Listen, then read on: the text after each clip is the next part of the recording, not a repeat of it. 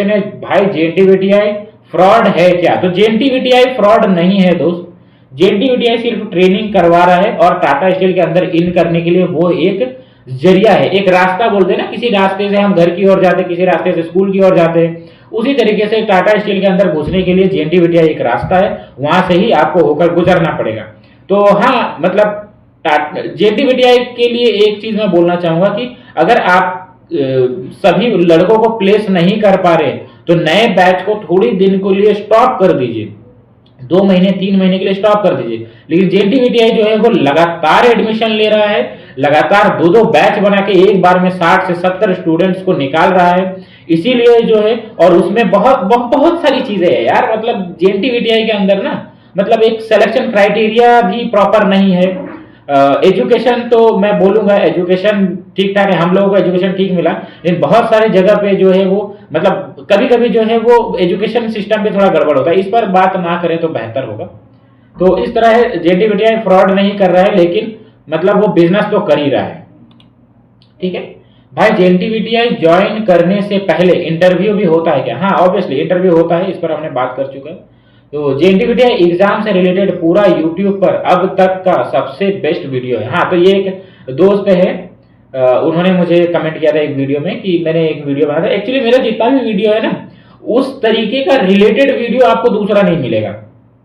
ठीक है ना, आप YouTube पे मेरा जो कंटेंट है उसको आप पूरा देखिए, उसके बाद आप सर्च कीजिए कि उस तरीके का कोई कंटेंट है क्या, तो वो नहीं मिलेगा। तो ये चीज, ये भाई को मैं अप्रिशिएट करना चाहता हूँ। ठीक है ना। सर जेएनटीवीटीआई में क्लास टाइमिंग क्या रहता है, इस पर हम बात कर चुके हैं। जेएनटीवीटीआई इलेक्ट्रिकल सुपरवाइजर का कोर्स करके जॉब मिलेगा? जरूर मिलेगा, आप कोर्स कीजिए, आपको जरूर मिलेगा प्लेसमेंट। लेकिन हाँ, आपको ईमानदारी से करना होगा, ईमानदारी से पास होना होगा। अपने फील्ड में आपको एक्सपर्ट नहीं बनना है, लेकिन एटलीस्ट थोड़ा बहुत आपको उसकी जानकारी होनी चाहिए। कोई इंटरव्यू आपका लेता है तो आपको उसका जो है वो जवाब देना आना चाहिए। ठीक है, एक नेक्स्ट क्वेश्चन है, ब्रदर जेएनटीवीटीआई कंप्लीट करने के बाद जो प्लेसमेंट दिया जाएगा क्या वो परमानेंट होगा, और परमानेंट नहीं हुआ तो फ्यूचर में परमानेंट होने का क्या प्रोसेस है, क्या आप थोड़ा बता सकते हैं? Please reply. देखिए इसमें क्या है कि जेएनटीवीटीआई से जो कोर्स करके जा रहे हैं वो सबको पता है कि वो वेंडर के अंदर, कॉन्ट्रैक्टर के अंदर, ठेकेदार के अंदर आप जॉब करने जा रहे हैं। ठीक है ना, तो ये परमानेंट होने जैसा कुछ चांस नहीं। लेकिन टाटा स्टील आपको मौका देती है, अगर आप 3 साल तक आपका अगर एक्सपीरियंस रहा है टाटा स्टील के अंदर, तो आपको वो मौका देती है, एक फॉर्म अप्लाई होता है। मैंने ये मतलब एक्चुअल में देखा नहीं है, क्योंकि मेरा तो अभी एक्सपीरियंस नहीं है ना, मेरा जो भी 3-4 महीने का ही एक्सपीरियंस है टाटा स्टील के अंदर। लेकिन मैंने अपने बहुत सारे सीनियर्स और वहां के वेंडर के जो एम्प्लॉय हैं उनसे मैंने सुना है कि आपको एक मौका दिया जाता है, आप जो है वो परमानेंट जॉब के लिए अप्लाई कर सकते हैं। ठीक है, कितना बार एग्जाम होता है? तो फाइनल एग्जाम तो एक ही बार होता है दोस्त, एग्जाम होता है और वाइवा होता है। ठीक है ना, 100 मार्क्स का होता है। ठीक है, सर मैं डिप्लोमा सिविल इंजीनियर किया हूं। ठीक है, तो जेएनटीवीटीआई करने के बाद जॉब होगा या बिना किए भी होगा?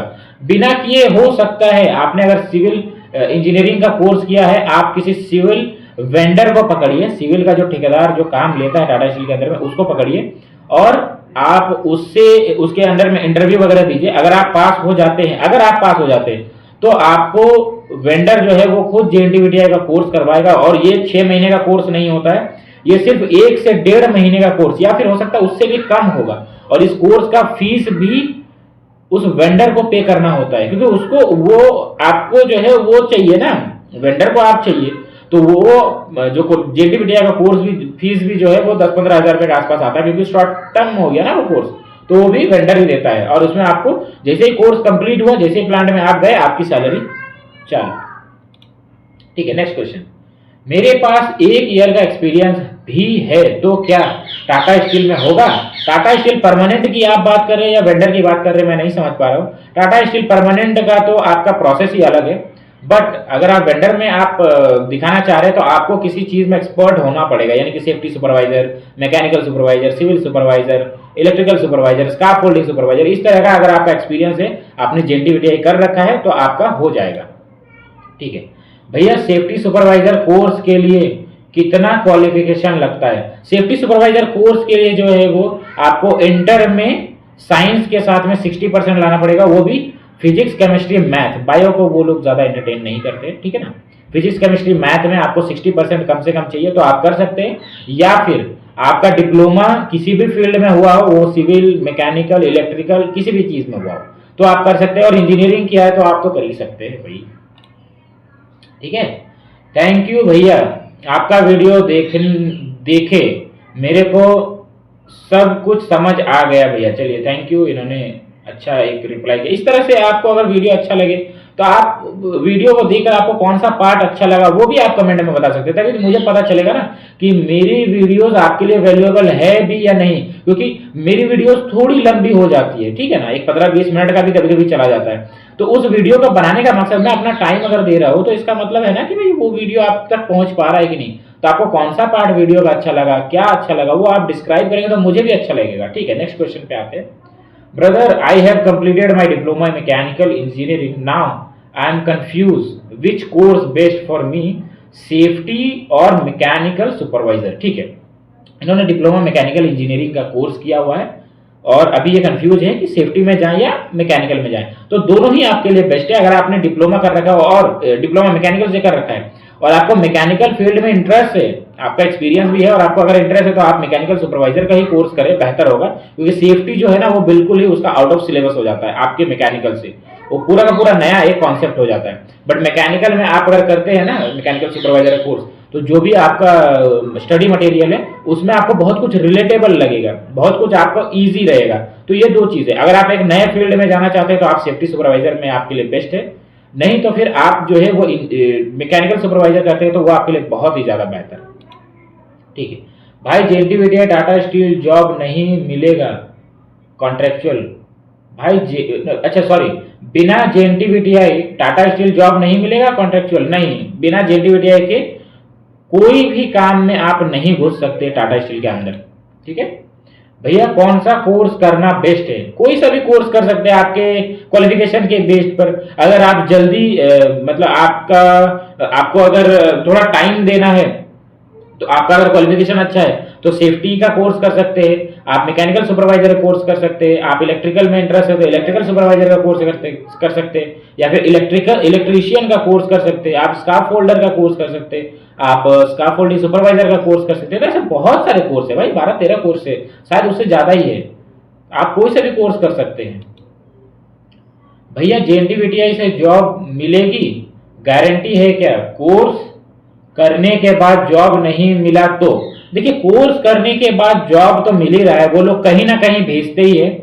बस ये है कि आप जो है वो JNTVTI से कोर्स करते करते, जैसे ही आप टाटा स्टील के अंदर आप प्लांट ट्रेनिंग में जाते हैं ना, तो कोशिश करें कि आपको खुद से वो जॉब ट्राई करें, लोगों के साथ बातचीत करें। जैसे कि मैं सेफ्टी सुपरवाइजर रहते हुए मैं जब अंदर मैं ट्रेनिंग कर रहा था तो उसमें कैसा था ना कि मैंने बहुत सारे लोगों के साथ में कांटेक्ट बनाया और उसी कांटेक्ट से ही मैंने खुद से अपने लिए जॉब ढूंढा है। तो इस तरह से आप जो है अपने लिए जो है वो जॉब ढूंढ सकते हैं। बस आपको अपना दिमाग और आंख खोल कर रखना पड़ेगा, लोगों से कांटेक्ट बनाना पड़ेगा, अच्छे रिलेशंस बनाने पड़ेंगे। ठीक है भाई, प्लीज बताओ, मैं मैकेनिकल सुपरवाइजर करना चाहता हूं लेकिन 10 डेज वाला बिकॉज ऑफ फैमिली इशू, ये सही रहेगा ना भाई? प्लीज बोलिए, मैं डिप्लोमा किया हुआ हूं मैकेनिकल से। ठीक है, आप कर सकते हैं। अगर 10 डेज वाला जो है वो कोर्स अवेलेबल है तो आप कर सकते हैं बिल्कुल, क्योंकि हमारा मकसद क्या है, हमको कोर्स करना है और प्लांट के अंदर जॉब करना है, यही तो हमारा मकसद है ना। देखिए, कोर्स में आप 100% जो है वो सुपरवाइजर नहीं बनते, वो किसी भी फील्ड का हो, सेफ्टी हो, मैकेनिकल हो, सिविल हो, इलेक्ट्रिकल हो, स्काफ फोल्डिंग हो, आप कोर्स में जो है 100% नहीं बनते। आप जब प्लांट के अंदर जाते हैं, एक्चुअल में काम करते हैं, अपने सीनियर के अंडर में रहकर काम करते हैं ना, तब आप जाकर एक्चुअल सुपरवाइजर बनते हैं। तो आपको अगर 10 दिन का कोर्स अगर अवेलेबल है, 10 दिन का कोर्स करें। अगर आपको 1 महीने का कोर्स अवेलेबल है तो 1 महीने का कोर्स करें। जितनी जल्दी कंप्लीट हो जाए उतनी जल्दी आप कर सकते हैं।